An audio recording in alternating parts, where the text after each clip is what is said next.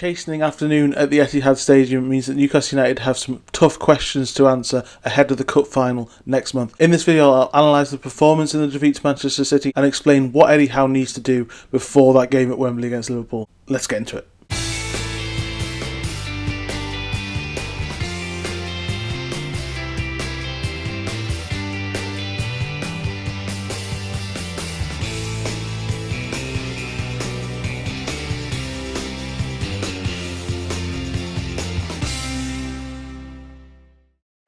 Hello and welcome back to my YouTube channel.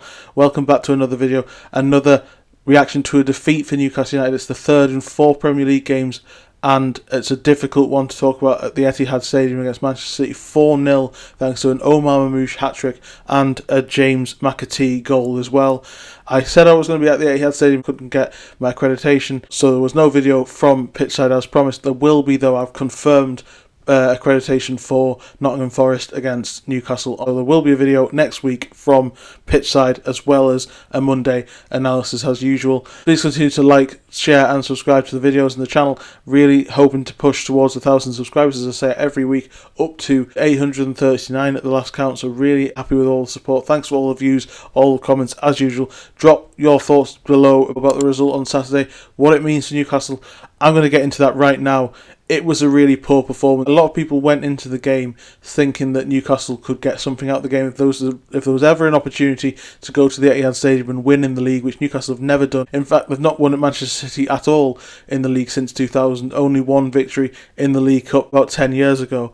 So there's a lot to say about Newcastle in this game, and it isn't good. Lots of the positivity went out the window very quickly. Newcastle started with an idea to press them high and with a high line, but the pressing never really worked. They didn't put Manchester City's midfield under nearly enough pressure. Pep Guardiola soon realised that he could bypass that midfield, bypass the defence, get in behind with the pace and power of Haaland, of Mamouche, of Foden, all of those players running an ageing Newcastle backline, and it turned out to be carnage. The first goal, a third assist of the season, I think a record 6th assist for Ederson. Ball over the top. Mamouche beats Trippier in the air and scoops the ball over Dubravka 1-0, and it didn't get much better from there. Newcastle's application was poor. I think we've seen very similar sort of situations in the past with Newcastle where if they don't get the momentum starting off, as we saw against Bournemouth, for example, a few weeks ago, if the other team gains momentum, gains control, Newcastle don't have the ability to wrestle it back. They don't have the ability to force their way back into the game and get a foothold and often just collapse. And that's what's happened in both of those games. It's yet another heavy defeat for Newcastle this season. There's been quite a number of them now. Even though there's been a great run in the middle of that, it has been quite a stop-start season, and lots of these same issues are coming back to haunt them. And I think it's a wider thing. There's a big month coming up now. There's the Cup final at Wembley is obviously going to take precedence soon. Lots of people talking about tickets, and the excitement around that really took hold this week, understandably. And you've got the Cup game against Brighton as well, and then you've got crucial league games against Forest and Liverpool next. You've got West Ham coming up as well. It's a winnable game away from home. So there's really crucial games coming up. This month is going to be make or break for Newcastle's season in terms of where they go. Lots of questions about Alexander Isak's future again over the last few days, with lots of reports emanating from Spain about his price tag and whether that means that Newcastle are under pressure to sell him. I've given my thoughts on that overall, but there are some difficult questions to be asked if Newcastle don't have Champions League football. This is a great opportunity that they've got. It is possible, we said last week, that Newcastle are the only team left in the country who can technically win the domestic treble. That is a ridiculous thing to say. It isn't ridiculous to suggest that they could win 2 trophies and qualify for the Champions League. That is very, very much not an unrealistic expectation. It'll be difficult, and obviously on the basis of these performances, it's not looking likely.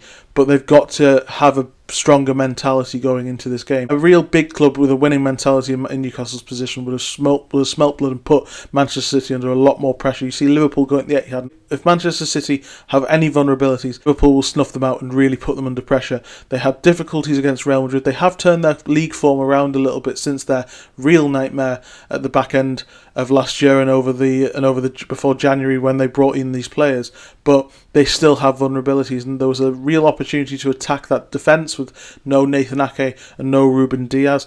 Kevin De Bruyne and Bernardo Silva on the bench, so Newcastle could have got a foothold in the midfield if they really pushed it. But Tonali and Bruno didn't really show up. Joe Linton was missing. And Joe Willock, again, as good as he was at Birmingham and as much as I really want to sing his praises, he was poor again. He didn't get on the ball. Louis Miley came on and gave a little bit of a decent cameo, but wasn't enough. By that point, it was far too late. Newcastle were already 3-0 down and cut adrift, and it was never going to be anything other than a chastising defeat. Newcastle went to the Etihad with plenty of hope coming into this game. It was like it was every single poor performance over the years rolled into one. There was no pressure. There was no standing up and taking charge. There was no changing their fortunes as the game went on, as I said.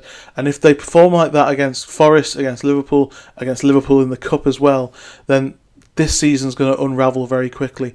And Newcastle, I've said on the True Faith podcast, we did a review last night, and I've said on Twitter as well, that Newcastle are doing everything that they've ever done. This team is doing everything that they've ever done in my lifetime. They're as good as they've ever been in my lifetime. Again, I can't really talk about the Kevin Keegan years, but even then, they were pretty sticky away from home on the back end of that run when they conceded the title in '96.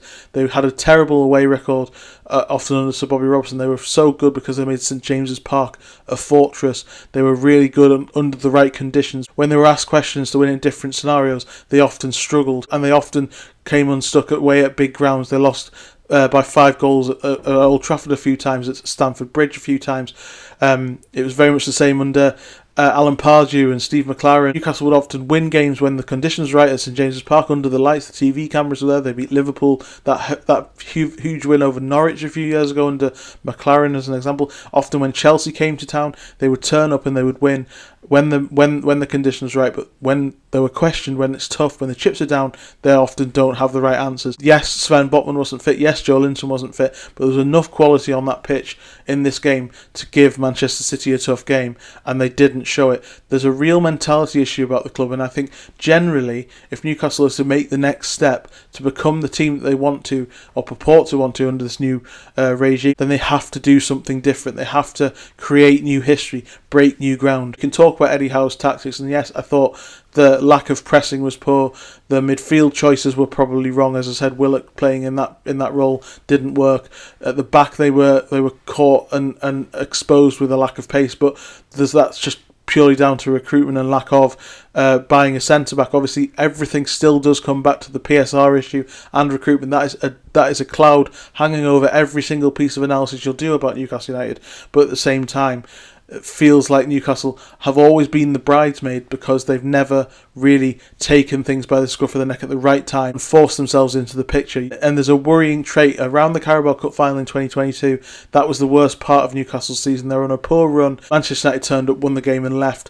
If they're very much in danger of doing the same sort of thing if they continue like this. Newcastle needs to impose themselves, make sure that they are a real threat in these games, and make sure that they believe that they belong, because if they don't, then they'll never win anything. Manchester City were allowed to be comfortable, even though they have their own issues. They've got some problems with their squad's makeup. Obviously, Nico Gonzalez was making his home debut for City. There could have been an opportunity to put him under pressure, but Bruno and Tonali, as I say, didn't take the game by the scruff of the neck like they have before.